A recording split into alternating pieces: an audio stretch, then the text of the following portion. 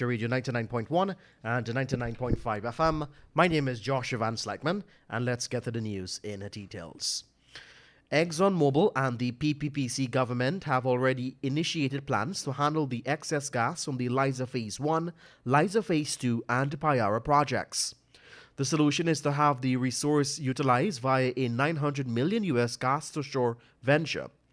But with ExxonMobil intent on bringing a fourth oil project on board by 2026, another dilemma lies ahead. What will be done with the associated gas?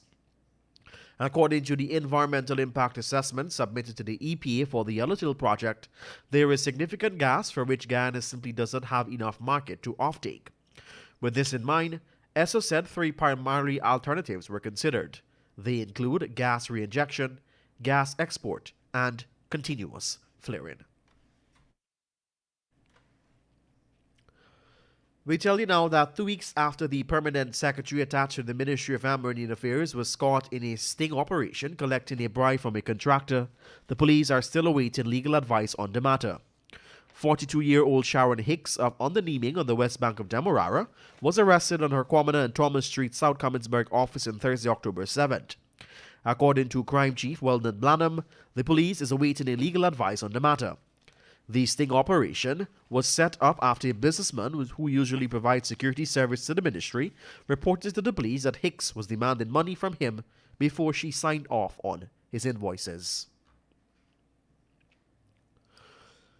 Kaieteur News has declined to file a defense in the matter in which the newspaper is being sued along with two other media houses by former President David Granger for libel. The matter came up for hearing before Justice Nareshwar Harnanan at the High Court yesterday. Kaieteur News' lawyer Chanella Glenn indicated that the newspaper will not be filing any response to the libel claim and explained that it will rely on the judgment of the court after a trial, as it does not see the point in filing a defense where the alleged libelous information did not originate from the newspaper. The lawyer explained further that the newspaper is only the medium by which Christopher Kith Nascimento published his letter and comments. Kapildeo Gangadin, the suspect who was reportedly confessed to killing a 19-year-old man for his gold chain, was yesterday remanded to prison for 2 murders. He appeared before Senior Magistrate Fabia Azor at the Coven John Magistrates Court and was slapped with 2 murder charges. Gangadin is accused of killing a 19-year-old Ganesh Prasad, also known as Chris, on Friday last for his gold chain at Strathspey on the east coast of Demerara.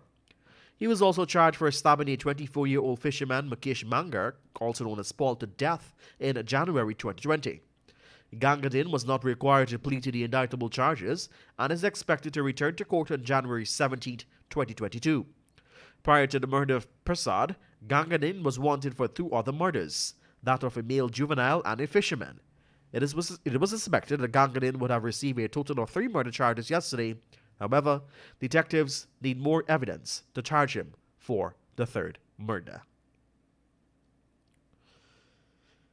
We tell you now that the teen girl Varshini Ramdas, who had reportedly gone missing after dropping her brother off to school, has been found, and according to her, she was abducted. We understand that the alleged kidnapper, identified as a 23-year-old man, has been arrested and is presently in police custody at the Lagrange police station. Ramdas's relatives received a call that she was seen at the location in Bellevue, Canal No. 2, on the west bank of Demerara. They reportedly contacted the police and headed to the location around 23 hours on Wednesday, where they found her at a house in the company of the alleged abductor and a woman. The woman was released on station bail and ordered to return to the police station yesterday, but she never did. You can get the full details in today's Kaieteur News.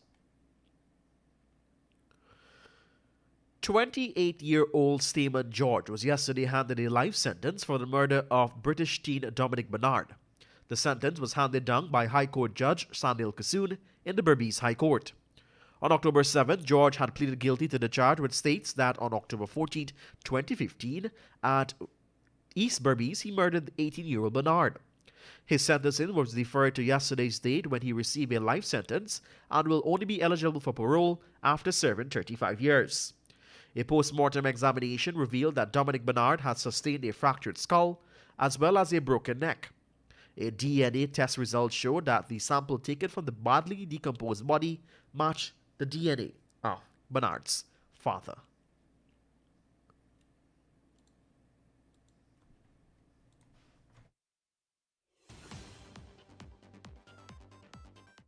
You're listening to your main newscast right here on Kaieteur Radio 99.1 and 99.5 FM. My name is Joshua Van Slackman. We continue with the news. A 33-year-old man who was accused of chopping his 20-year-old girlfriend to death in 2019 on the quarantine Berbice yesterday pleaded guilty to murder. Gavin Gill, who was a taxi driver residing at 10 Street Wim Village, quarantine Berbice, prior to his incarceration, appeared before Justice Sandil Kisoon at the Berbice High Court and pleaded guilty to the capital offense. Sentencing was subsequently deferred to November 5th, 2021.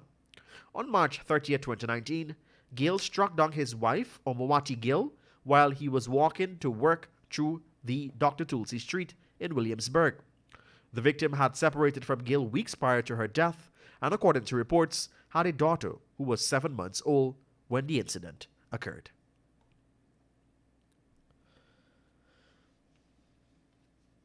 We tell you now that Ghana will later this week sign a memorandum of understanding with the government of India that will see Ghana accessing the COVID-19 vaccines. Intelligent network software to produce electronic vaccination cards. This is according to Health Minister Dr. Frank Anthony. The new electronic type vaccination cards, according to the Department of Public Information, will curb the forging of vaccination documents. The minister said that the manual registers of vaccine distribution and vaccination booklets are currently being converted into digital format. And it is time for us to turn our attention to your page 7 of the Kaieteur News. In Essequibo, residents joined forces to seize some bandits. This is what more Guyanese have to do. More Guyanese must summon the courage to do for their own benefit.